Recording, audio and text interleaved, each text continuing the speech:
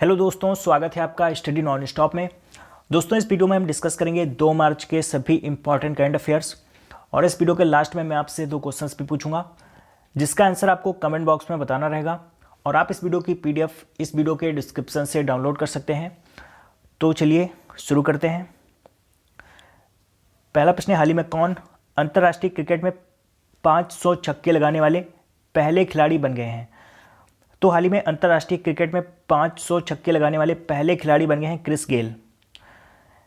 West Indies के सलामी बल्लेबाज हैं क्रिस गेल। तो ये अंतर्राष्ट्रीय क्रिकेट में 500 छक्के लगाने वाले पहले खिलाड़ी बन गए हैं। एक देश है ग्रेनाडा। ग्रेनाडा एक देश है, वहाँ पर इंग्लैंड के खिलाफ इन्होंने 14 छक्के लगाए। तो इस तरह इन्होंने अंतर्राष्ट्रीय क्रिकेट में अपने 500 छक्के पूरे किए।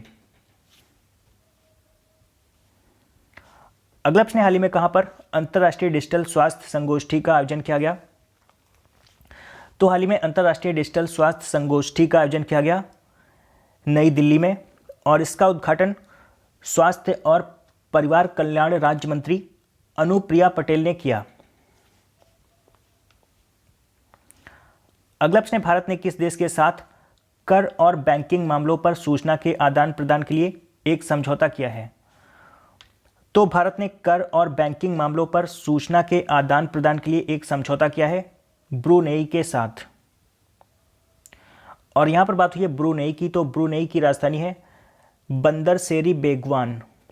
बंदर सेरी बेगवान ब्रुनेई की राजधानी है और ब्रुनेई की करेंसी है डॉलर।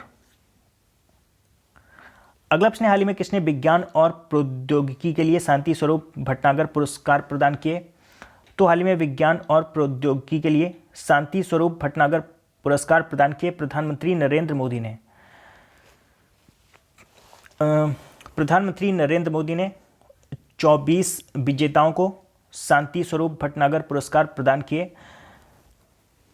शांति स्वरूप भटनागर पुरस्कार विज्ञान और प्रौद्योगिकी के क्षेत्र में उत्कृष्ट कार्य करने वाले भारतीय को दिया जाता है।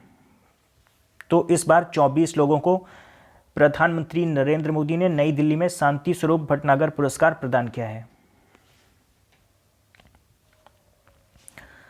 अगला प्रश्न, नीति आयोग के अटल इनोवेशन मिशन ने किसके साथ साझेदारी की है? तो नीति आयोग के अटल इनोवेशन मिशन ने एडोब के साथ साझेदारी की है। और यहां पर बात हुई है नीति आयोग की, तो नीति, इसमें नीति की फुल फॉर्म होती है national institution for transforming India. National institution for transforming India नीति की फुल फॉर्म होती है। नीति आयोग की स्थापना हुई थी 1 जनवरी 2015 को।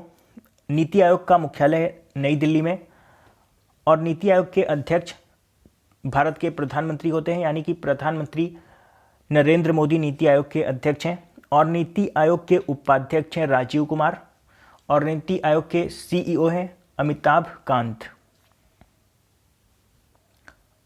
अगला प्रश्न, भारतीय रिजर्व बैंक के साथ किस बैंक ने एक द्विपक्षीय स्वैच्छिक व्यवस्था पर हस्ताक्षर किए हैं? तो द्विपक्षीय स्वैच्छिक व्यवस्था, ये एक द्विपक्षीय मुद्रा अदला बदली समझौता है। तो भारतीय रिजर्व बैंक ने बैंक ऑफ जापान के साथ द्विपक्षीय मुद्रा अदला बदली समझौते पर हस्ताक्षर किए हैं। भारतीय रिजर्व बैंक और बैंक ऑफ जापान ने $75 बिलियन के द्विपक्षीय मुद्रा अदला बदली समझौते पर हस्ताक्षर किए हैं। और यहां पर बात हुई है भारतीय रिजर्व बैंक की, तो भारतीय रिजर्व बैंक, इसकी स्थापना हुई थी 1 अप्रैल 1935 को। भारतीय रिजर्व बैंक का मुख्यालय है मुंबई में और वर्तमान में भारतीय रिजर्व बैंक के गवर्नर हैं शक्तिकांत दास। शक्तिकांत दास आरबीआई के 25वें नंबर के गवर्नर हैं। अगला प्रश्न, केंद्रीय मंत्रिमंडल ने किस देश के साथ मेडिकल उत्पाद विनियमन के क्षेत्र में सहयोग पर एक समझौता ज्ञापन पर हस्ताक्षर किए हैं? तो केंद्रीय मंत्रिमंडल ने अर्जेंटीना के साथ मेडिकल उत्पाद विनियमन के क्षेत्र में सहयोग पर एक समझौता ज्ञापन पर हस्ताक्षर किए हैं। और यहां पर बात हुई है अर्जेंटीना की, तो अर्जेंटीना की राजधानी है ब्यूनस आयर्स। अर्जेंटीना की करेंसी है पेसो और अर्जेंटीना के राष्ट्रपति हैं मॉरिसियो मैक्री।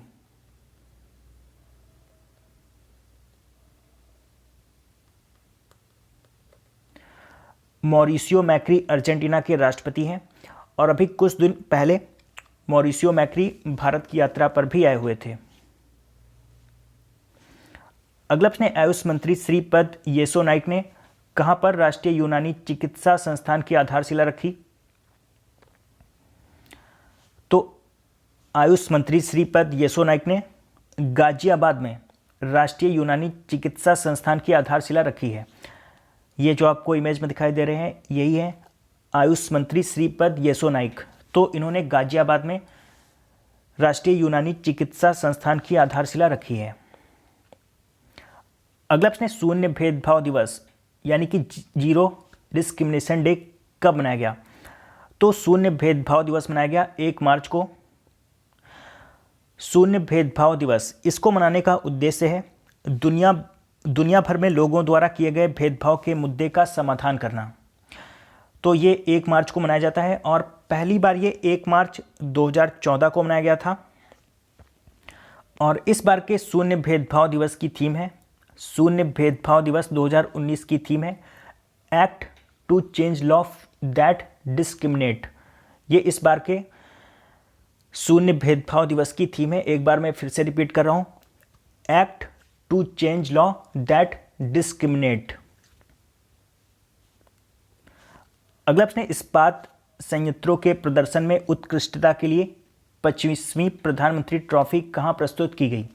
तो इस्पात संयंत्रों के प्रदर्शन में उत्कृष्टता के लिए 25वीं प्रधानमंत्री ट्रॉफी प्रस्तुत की गई नई दिल्ली में। और कल के प्रश्न, कल मैंने आपसे 2 प्रश्न पूछे थे। पहला प्रश्न मैंने पूछा था, किस राज्य ने कर्मचारी अभिभावक जिम्मेदारी और जवाबदेही एवं निगरानी मानदंड यानी कि प्रणाम कमीशन शुरू किया है? तो इसका सही आंसर था असम ने। और दूसरा प्रश्न मैंने पूछा था, हाल ही में राज्यों और केंद्र शासित प्रदेशों के ऊर्जा और नवीकरणीय ऊर्जा मंत्रियों का सम्मेलन कहां आयोजित किया गया? तो इसका सही आंसर था गुरुग्राम, हरियाणा में। और लगभग सभी लोगों ने इन दोनों प्रश्नों का सही आंसर दिया है। और आज आपका पहला प्रश्न है, इंक्लूसिव इंटरनेट इंडेक्स 2019 में भारत किस स्थान पर है? और आज आपका दूसरा प्रश्न है, राष्ट्रीय विज्ञान दिवस प्रत्येक वर्ष किस दिन मनाया जाता है? तो इन दोनों प्रश्नों का आंसर आपको कमेंट बॉक्स में बताना है। और आपको यह भी बताना है कि इस बार के राष्ट्रीय विज्ञान दिवस की थीम क्या है। तो दोस्तों, आशा करता हूं कि आपको ये वीडियो पसंद आया होगा। अगर आपको ये वीडियो पसंद है तो आप इसे लाइक और शेयर जरूर करिए। और अगर आपने अभी तक इस चैनल को सब्सक्राइब नहीं किया है तो आप इस चैनल को सब्सक्राइब कर लीजिए।